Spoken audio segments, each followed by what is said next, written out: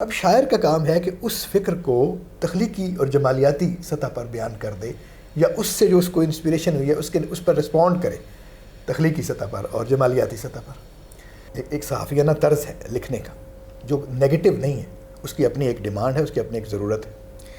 اس کو متعارف کرایا ہمارے ہاں سر سید تحریک نے، تہذیب الاخلاق ہمارے ہاں صحافت نہیں تھی، رسالہ نکلا۔ اس رسالے کے ذریعے تبدیلی کا ایک یا اصلاح کا جسے ہم کہہ سکتے ہیں، وہ ایک باقاعدہ پلان کے تحت یہ کام شروع ہوا ہے۔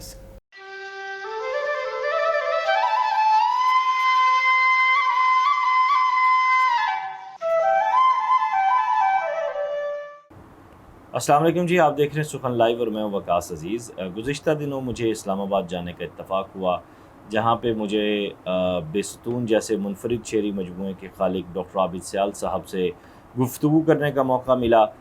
نہ جانے کیسے کوئی تکنیکی خرابی کی وجہ سے کچھ آڈیو کا ہمارا ایشو ہوا، جس کی وجہ سے ہم گفتگو کا پہلا حصہ مس کر گئے، لیکن جو گفتگو ہمارے پاس اس وقت ریکارڈ میں موجود ہے، چونکہ ڈاکٹر عابد سیال کی اردو غزل کے حوالے سے بہت گہری نگاہ ہے، تنقید کے حوالے سے بھی آپ ماہر تعلیم ہیں، بین الاقوامی منظرنامے سے، بین الاقوامی ادبی منظرنامے سے آپ بخوبی واقف ہیں، اور انتہائی تازہ کار اعلیٰ پائے کے شاعر ہیں، اور آپ کو یقیناً اردو غزل کی روایت ڈاکٹر عابد سیال کے بغیر مکمل نہیں ہوتی۔ جو ان سے گفتگو ہوئی، آئیے وہ سنتے دیکھتے ہیں۔ اچھا سر، میں یہاں تھوڑی سی آپ سے لبرٹی لینا چاہوں گا۔ آپ نے غزل گوؤں کی بات کی، میں نے یہ کویشچن پہلے بھی ہمارے ان سینئرز کے سامنے رکھا جو براہ راست تدریس سے جڑے ہوئے ہیں۔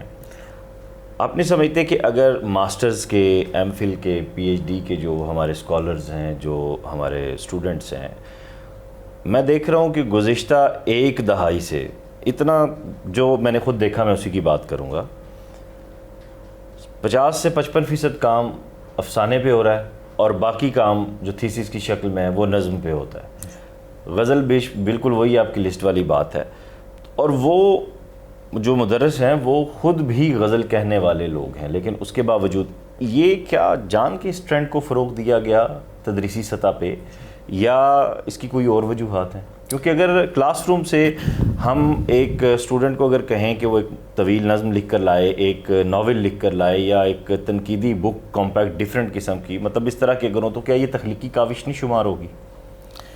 دیکھیے، یہ بات جو ہے نا ذرا پیچھے سے شروع ہوتی ہے۔ پیچھے سے کا مطلب یہ ہے کہ بنیادی طور پر مثلا ہم آپ سب پرچے میں ہم امتحان دیتے رہے ہیں، بالکل، تو جب سوال آتا ہے سامنے تو اس کا جواب طالب علم وہ دے گا جو اس کو آتا ہے، نہ کہ وہ جو پوچھا گیا ہے۔ واہ، سمجھیں، یعنی آپ نے سوال کیا کوئی، اب اگر طالب علم کو جو آتا ہے وہ وہی اس کا جواب دے گا۔ تو لہٰذا کام، یہ جو تحقیقی کام ہو رہا ہے یا اس طرح کے ہے، اس کو یہ سوشل میڈیا کی طرح اس کو بھی ایک الگ منظر کے طور پر اسٹڈی کرنے کی ضرورت ہے کہ اس طالب علم کی توفیق کیا ہے جس کو موضوع دیا جا رہا ہے۔ ٹھیک ہے، مثلاً اگلے دن میں نے کام دیا تو اس میں کچھ روزمرہ اور محاورے کے فرق کے بارے میں کچھ بات تھی۔ اب وہ میں نے اس سے پوچھا کہ کیا تمہیں اس کا پتہ ہے؟ تو آگے پی ایچ ڈی کی سطح کا طالب علم تھا، تو اس نے کہا کہ نہیں، میں اس کے فرق سے واقف نہیں ہوں کیونکہ اکٹھا استعمال ہوتا ہے۔ پھر میں نے اسے کچھ کتابیں بتائیں اور کہا کہ پھر اس نے مجھے آ کے بتایا کہ یہ فرق ہوتا ہے، تو تب جا کے آپ یہ کام کریں گے۔ تو لیکن اس کا کام غزل پر نہیں تھا، کوئی اور تھا۔ تو مطلب یہ ہے کہ ہمارے طالب علم کی توفیق ان بنیادی باتوں کے بارے میں جو شاعری کو سمجھنے کے لیے، جو شعری زبان کو سمجھنے کے لیے خاص طور پر ضروری ہیں، وہ ان کی تربیت پچھلی کلاسوں میں موجود نہیں ہے۔ اور یہ جو سندی تحقیق ہوتی ہے، وہ ایم فل ہو یا پی ایچ ڈی ہو، اس کا ایک خاص وقت مقرر ہے کہ اتنی دیر میں آپ یہ کریں گے، اتنی دیر میں آپ یہ کریں گے، اس کی ایک ٹائم لائن ہوتی ہے، اس میں آپ کو مکمل کرنا ہے۔ تو پچھلی جو 14 سال کی 15 سال کی تربیت میں کمی رہ گئی ہے، وہ یکدم آ کے اس کو پورا نہیں کر سکتے۔ جو ریسرچ ہوتی ہے وہ پہلے سے پڑھے ہوئے پر ہوتی ہے، نئے سرے سے پڑھایا نہیں جا سکتا کچھ وہاں۔ تو چونکہ طالب علم اب نسبتاً آسان ہے، اگرچہ وہ زبان افسانے کی زبان، یا وہ بھی تخلیقی ادب ہے، ناول کی زبان، وہ بھی کوئی سیدھی زبان نہیں ہوتی، وہ تخلیق کار کی زبان ہے، اور اس میں محاسن اور طرح کے ہیں جو نثر کے یا تخلیقی نثر کے ہوتے ہیں۔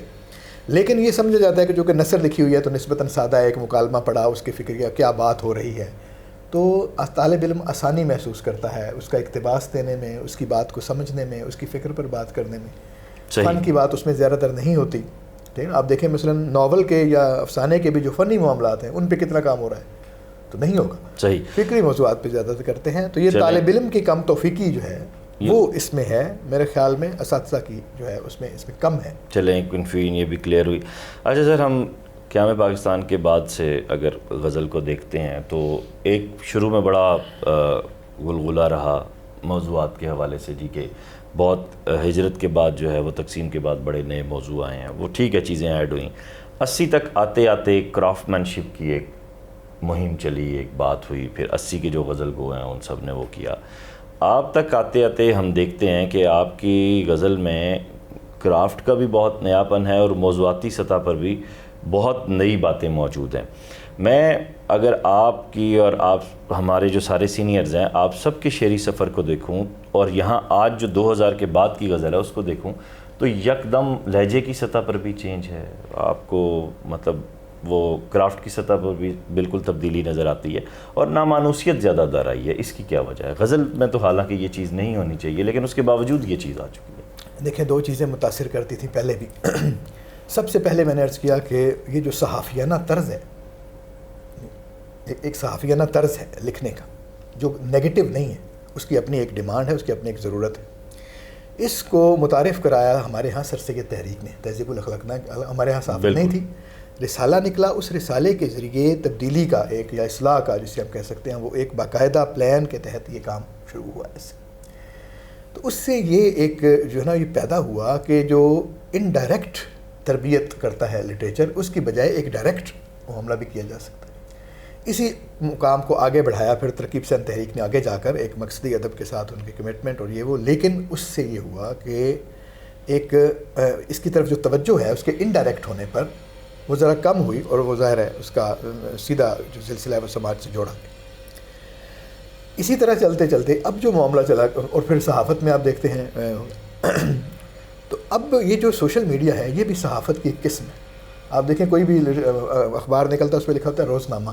اس کا مطلب ہے کہ روز کی بات وہاں پہ روز بتائی جائے گی. بالکل ایسے. تو جب شاعر یہ سمجھے گا کہ اس نے روز ایک غزل پوسٹ کرنی ہے وہاں پر یا روز اس کا ایک سٹیٹس ہونا چاہیے اور ایک ایسی مارکیٹ میں وہ اپنی چیز پھینکے گا جہاں پہ اور بہت سے سٹیٹس بھی لگے ہوئے ہیں تو وہ اس میں ایسی چیزیں ڈالے گا کہ ڈالنے کی کوشش کرے گا جو دوسروں کی بجائے اس کو اٹریکٹ کریں اور فوری اٹریکشن کا باعث ہو. تو اس سے پھر یہ ہوا ہے کہ ایسی مثلاً نامانوس لہجہ، نامانوس امیج، غرابت اور چونکانے کی ایک کوشش اور یہ پہلے بھی تھیں لیکن زیر سطح ہوتی تھیں اور کہیں کہیں آتی تھیں تاکہ کو وہ توجہ کرے. تو ظاہر ایک ضرورت کے تحت یہ سامنے آیا ہے. میرا خیال ہے جو زیرک شاعر ہے اس کو سمجھنا چاہیے کہ یعنی یہ کوئی بری چیز نہیں ہے لیکن ایک حد تک اس میں اعتدال جو ہے وہ بہت ضروری ہے. اب امیج کوئی ایسی شے نہیں ہے جو نہیں ہو. شروع سے جو آپ دیکھیں تو سارے کا سارا جو علم بیان ہے جو جس کو ہم مجاز مرسل، تشبیہ، استعارہ، یہ ساری علامت وغیرہ یہ سب امیجز کی شکلیں. لیکن پہلے اور اب کے امیج میں فرق یہ ہے کہ وہ کسی اور تناظر کی تفہیم کے لیے امیج کو استعمال کیا جاتا تھا. جن پہ تکیہ تھا وہی پتے ہوا دینے لگے. واہ واہ واہ، یہ ایک امیج ہے. امیج ہے بالکل. جیسے ہزار ہا شجر سایہ دار راہ میں ہے، یہ سب امیجز ہیں بالکل. لیکن ان کا مقصود صرف امیج نہیں ہے، اس کے پیچھے ایک بات ہے جس کو اظہار کے لیے کیا جا رہا ہے. تو اگر آپ یہ کہتے ہیں کہ یہ پھول ہے اور سبحان اللہ اور کیا بات ہے اس کی اور اس کا رنگ نیلا ہے، ٹھیک ہے، اور میں دیکھ رہا ہوں اسے، یہ بھی ٹھیک ہے، لیکن اس کے ساتھ آپ کو کوئی اشارہ ایسا بھی کرنا چاہیے جو کسی اور کیفیت، کسی اور نقطے، کسی اور معاملے کی طرف سجاتا ہو. واہ واہ. تب شاعری میں وہ ڈیپتھ پیدا ہوتی ہے جو اس کو ایک زمانے سے آگے کر دیتی ہے. ورنہ آپ صرف ایک دفعہ شعر کو پڑھیں گے اور اس کے بعد بس کریں. کیا کہنے ہیں اسٹیٹمنٹ میں اور شعر میں، کیا آپ نے واضح فرق کیا. سبحان اللہ سبحان اللہ. ہم نے سر یہاں سے ایک سلسلہ شروع کیا ہے نیا شاعر نیا ناقد. اس پہ ہم 70s سے لے کر اب تک کے وہ اہم شعراء جنہوں نے کنٹریبیوٹ کیا غزل میں، غزل کی روایت میں، ان کے کام پہ اور ان کی اس کنٹریبیوشن پہ بات اپنے سینئرز کے ساتھ کرتے ہیں. اور اس میں ہم نے جو پہلا سوال رکھا ہے وہ یہی ہے کہ نئی غزل اور جدید غزل میں آیا کوئی فرق ہے؟ آیا یہ دونوں ایک چیزیں ہیں یا یہ ٹرمینالوجیز کنفیوز کرنے کے لیے بنائی گئی؟ آپ کیا کہیں گے؟ اصل میں ٹرمینالوجی کنفیوز کرنے کے لیے بنائی نہیں جاتی. ٹرمینالوجی سے عدم واقفیت کی بنا پر بندے کنفیوز ہوتے ہیں. بالکل درست بات. جب اصطلاح بنائی جاتی ہے کسی بھی شعبہ علم میں، پہلی بات تو یہ سمجھنا چاہیے کہ جو اصطلاح ہے وہ صرف اس شعبہ علم کے لوگوں کے لیے ہوتی ہے. واہ. کسی اور مثلا ایسے او لکھا ہوا ہے، ٹھیک ہے، تو آپ سے پوچھا جائے کہ یہ کیا لکھا ہوا ہے، تو ہم کہیں گے کہ یہ او ہے، یا مثلا اگر کوئی یا ہم کہیں گے کہ یہ دائرہ ہے یا ایسا ہے. لیکن کیمسٹری والے سے پوچھیں گے تو وہ کہے گا یہ آکسیجن لکھا ہوا ہے. درست بات. تو یہ اصطلاح یا اس طرح کے جو ہے وہ صرف، تو لہٰذا اصطلاحیں جو ہیں وہ ناقدین کے لیے ہیں، ٹھیک ہے، اس کا کوئی تعلق تخلیق کار یا عام آدمی کے ساتھ یا عام کاری کے ساتھ نہیں ہے. لیکن ایک کیا جو غزل کہنے والا شخص، جی جی، لیکن اس کا یہ مطلب نہیں کہ ان کا پتہ نہیں ہوتا یا پتہ نہیں ہونا چاہیے. جی میں بس یہی جانا چاہیے، ان کو پتہ ہونا چاہیے، ٹھیک ہے نا. ان کو جتنا زیادہ پتہ ہوگا اتنا زیادہ وہ اس اصطلاح کے قریب رہ کر اپنے بات کو بیان کر سکے گا. اور یہ جدت جو ہے وہ ایک مستقل مظہر ہے.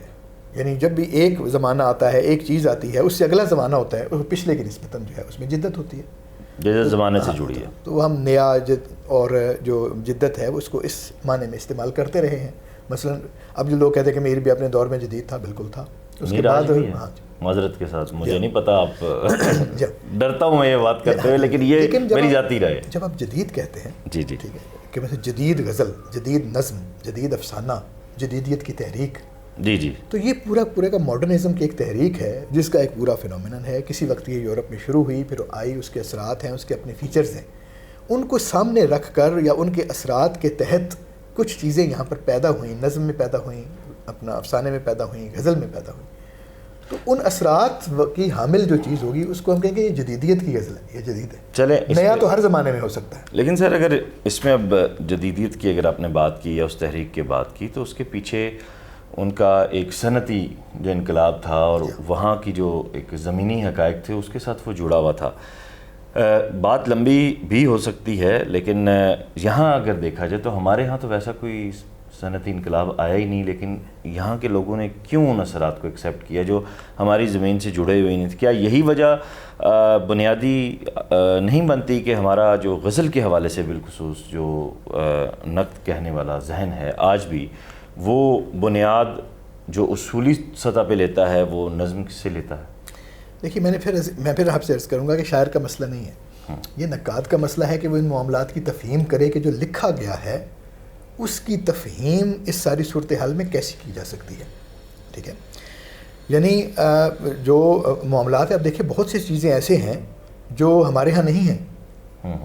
اگر کوئی وبا پھوٹ پڑتی ہے کسی اور ملک میں، ہمارے ہاں نہیں آتی، یا کوئی آگ لگ جاتی ہے، لیکن اس کے جب ہمارے پاس علم اس کا آتا ہے، اس کی خبر آتی ہے، تو ہمیں بھی خوف محسوس ہوتا ہے، ہم بھی اس کا شکار ہوتے ہیں. بالکل ایسے. تو ٹھیک ہے، اس طرح سے نہ صحیح، لیکن ظاہر ہے 20ویں صدی میں تو خاص طور پر ہندوستان میں کچھ نہ کچھ ایسا آ گیا تھا صنعتی انقلاب کے حوالے سے بھی اور چیزیں بھی. اور دوسری بات ہے کہ وہ لوگ آ گئے تھے جو صنعتی انقلاب کے اندر رہ رہے تھے، تو انہوں نے اب ان کا لکھا ہوا، ان کا طرز جو حکومت ہے، وہ ان کا نظام زندگی، ان کا لائف سٹائل، یہ سارا کچھ ہم نے دیکھا. بالکل ایسے. تو ظاہر ہے بالواسطہ طور پر متاثر بھی ہوئے اس سے. تو 20ویں صدی کا ہندوستان جو ہے وہ قدیم سے جدید میں داخل ہوا ہے. اس کی کوئی بھی وجہ ہو، ایبرپٹ ہو گیا ہے، یعنی وہ نہیں ہوا. اب دیکھیں نا، چین کے ساتھ یہی ہے. چین کی طاقت کیا ہے کہ ان کے پچھلے 6000-5000 سال سے ان کی تہذیب میں کوئی تعطل نہیں ہے. وہ جس طور سے چلتی جا رہی ہے، چلتی ایک وقت میں آ کر وہ ان کی طاقت بن گئی. بالکل ایسے ہی مطلب 70 سال پہلے تک، 80 سال پہلے تک جن کو آپ پسماندہ سمجھتے تھے تہذیبی حساب سے یا باقی دنیا کی نسبت، آج ان کا وہ کلچر جس کو اس وقت پسماندہ، جب کلچر ایک طاقت بنا ہے تو ان کے پاس وہ طاقت سب سے زیادہ ہے، کیونکہ وہ انٹرپٹیڈ ہے. بالکل ایسے. تو لہٰذا اگر آپ کے ہندوستان کو بھی یہ موقع ملتا کہ اس میں انٹرپشن نہ ہوتی اور وہ اپنے جس فلو میں جا رہا تھا اسی میں آگے جا کر اسی میں چیزیں نکلتی ہیں، تو آج کی صورتحال آج کی نسبت کہیں بہتر ہوتی ہے، اور ہم اپنے پاؤں پہ کھڑے ہوتے اور اپنی جڑوں کے ساتھ مضبوط ہوتے. لیکن ظاہر ہے پوری دنیا میں ایسا ہوا ہے کہ لوگوں کو ایسے کیا گیا ہے، تو کوئی مسئلہ نہیں ہے اس میں ایسا. اب مسئلہ یہ ہے کہ دیکھیں شاعر کیسے شعر کہتا ہے، آپ بھی ہیں، میں بھی تھوڑے بہت مصرے کہتا ہوں، اور ایسے ہم ہر شاعر اپنے ماحول سے اپنا تخلیقی جو خام مال ہے وہ تلاش کرتا ہے. بالکل. ایک بات ابھری ہے، اس نے آپ کو متاثر کی، وہ کیسے ابھری؟ وہ صحافت کی وجہ سے ابھری، وہ سائنس کی وجہ سے ابھری، وہ معاشیات کی وجہ سے ابھری، وہ کسی اور جو زندگی کو اسٹڈی کرنے والے علوم ہیں ان کی وجہ سے کوئی سامنے آئی ہے، لیکن وہ ایک دفعہ سماج میں تو آ گئی ہے. بالکل. آپ کی فکریات میں وہ شامل ہو گئی ہے. اب شاعر کا کام ہے کہ اس فکر کو تخلیقی اور جمالیاتی سطح پر بیان کر دے، یا اس سے جو اس کو انسپریشن ہوئی ہے اس پر رسپونڈ کرے تخلیقی سطح پر اور جمالیاتی سطح پر. تو اس وجہ سے ان فینومینن کو بہت زیادہ اسٹڈی کرنے کی ضرورت جو ہے وہ صرف ناقدین کو ہے، تاکہ وہ فرق کر سکیں کہ یہ جو لکھا گیا ہے، میں نے عرض کیا کہ متن کی تفہیم اور پھر اس کو شاعر کی جو تخلیق کار کی ایک حد تک رہنمائی کہ آگے کے امکانات اس طرف سے ہیں، اس طرف ہیں.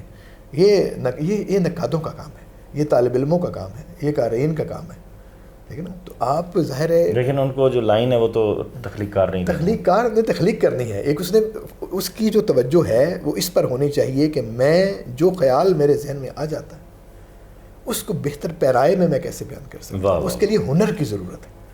اور دیکھیں جس میڈیم میں آپ کام کرتے ہیں اس میڈیم کی بیسکس، اس کا جو نالج ہے وہ ہر فیلڈ میں ضروری ہے. جب تک آپ کو رنگ کا پتہ نہ ہو، ان کے فرق کا پتہ نہ ہو، اس کے شیڈز کا پتہ نہ ہو، کون سا رنگ کیسے بنے گا، سرخ رنگ لگائیں گے تو اس کا کیا مطلب ہوگا، ہلکے رنگ لگائیں گے تو کیا مطلب ہوگا. مصور اس وقت تصویر ایک اور چیز ہے. واہ واہ واہ واہ. یعنی وہ آئیڈیا جو ہے اس کو تصویر بنانا ایک اور چیز ہے. یہ کہ رنگوں کی اس خصوصیات کو سمجھنا بنیادی چیز ہے. اگر آپ کو سر کا، آپ کو ٹونز کا، یہ جو کومل تیور یہ وہ وغیرہ وغیرہ ان کا فرق پتہ نہیں ہے، سرگم آپ کو نہیں آتا، تو ویسے تو مطلب آپ بھی اور میں بھی گانے گاتے رہتے ہوں گے سائیکل پہ جاتے ہوئے اور گاڑی پہ جاتے ہوئے، لیکن اس کو سمجھنے والا آدمی کرے گا. تو ہمارا شاعر یہ سمجھتا ہے کہ میں زبان سیکھے بغیر شاعری کر سکتا ہوں. واہ، بنیادی بات کر دی. آپ جس میڈیم میں بات کر رہے ہیں، اگر اس میڈیم کا بنیادی، آپ کا کام فکر کو سمجھنا نہیں ہے، آپ کا کام زبان کو سمجھنا ہے جو آپ کا میڈیم ہے. فکر تو آپ کے پاس موجود ہے، آپ معاشرے میں زندہ رہ رہے ہیں تو آپ کے پاس خیال موجود ہے. تو ہمارے ہاں جو پرابلم ہے وہ ہے کہ آپ کو زبان نہیں ہے، وہ زبان نہیں آتی، وہ پیرایا نہیں آتا جو اس فکر کو جمالیاتی سطح دے سکے یا اس کی ایسی تفہیم کر سکے جو اپنے وقت سے آگے بھی جا سکے. کچھ کیا بات ہے. بہت شکریہ ڈاکٹر صاحب، آپ نے بہت وقت دیا، اور انشاءاللہ آئندہ بھی آپ سے وقت لیتے رہیں گے، موضوعات آپ سے بھی ہم لیں گے. اور ناظرین، ہمیشہ کی طرح آپ سے درخواست ہے کہ اس ویڈیو لنک کو زیادہ سے زیادہ شیئر کیجئے گا، اور کمنٹ باکس میں آپ جو کوشچنز ہمیشہ کی طرح دیتے ہیں اس انٹرویو کے بعد بھی، اس پروگرام کے بعد بھی، آپ کے ذہن میں جو سوال ابھریں وہ ضرور درج کیجئے گا، تاکہ اگلی جب ہماری نشست ہو ڈاکٹر صاحب کے ساتھ تو ہم آپ کی بات ڈاکٹر صاحب کے سامنے رکھ سکیں. اپنا خیال رکھیے گا. خدا حافظ.